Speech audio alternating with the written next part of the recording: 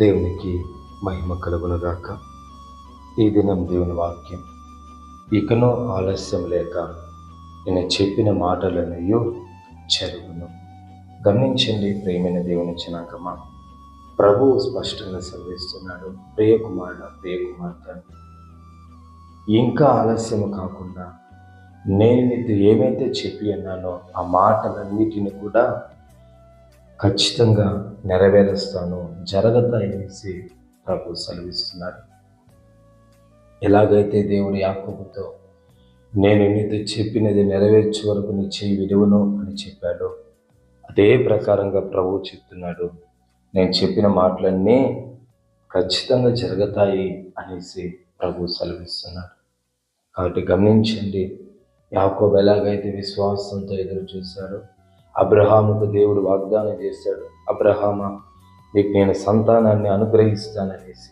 అదే ప్రకారముగా ఆ ఒక్క మాట నెరవేర్పు కొరకు అబ్రహాము 25 సంవత్సరంలో ఓపికతో ఎదురు చూశాడు. దేవుడు గొప్ప కార్యాన్ని జరిగించాడు.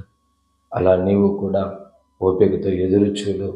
ఆలస్యము అయిందని చెప్పేసి బాధపడకు, నిశ్చయముగా నెరవేరుస్తానని చెప్తున్నటువంటి దేవుని మీద నమ్మకం ఉంచు. 25 సంవత్సరములు మనం అనుకోవచ్చు, దేవుడు చెప్పిన తర్వాత ఎందుకింత ఆలస్యం అవుతుందో అనేసి. అబ్రహాము జీవితంలో మనం గమనించవచ్చు. అబ్రహాము జీవితంలో దేవుడు చెప్పిన తర్వాత 75 సంవత్సరాల సమయంలో చెప్తే 25 సంవత్సరములు వెయిట్ చేశాడంటే 100 సంవత్సరములు ఇప్పుడు అబ్రహాము తన జీవితంలో దేవుడు చెప్పిన వాగ్దానాన్ని, కుమారుడు అనే వాగ్దానాన్ని పొందుకున్నాడు. అందులో గమనించినట్లయితే మనం అనుకోవచ్చు, ఎందుకు ఇంత సమయము అవసరమా, ఇంతకాలం మనం ఎంత సోలిపోతుంటాం, ఎంత సమస్యలిపోతుంటాం అనేసి. అయితే చూడండి, ఆ 25 సంవత్సరంలో ఎదురు చూపే ఏం చేసింది తెలుసా, అబ్రహామును విశ్వాసులకు తండ్రిగా మార్చి. కాబట్టి గమనించండి, దేవుడు ఆలస్యం చేసిన ఒక గొప్ప కార్యం కొరకే, ఆయన త్వరగా చేసిన ఒక మేలే, ఆలస్యమైన ఒక మేలే.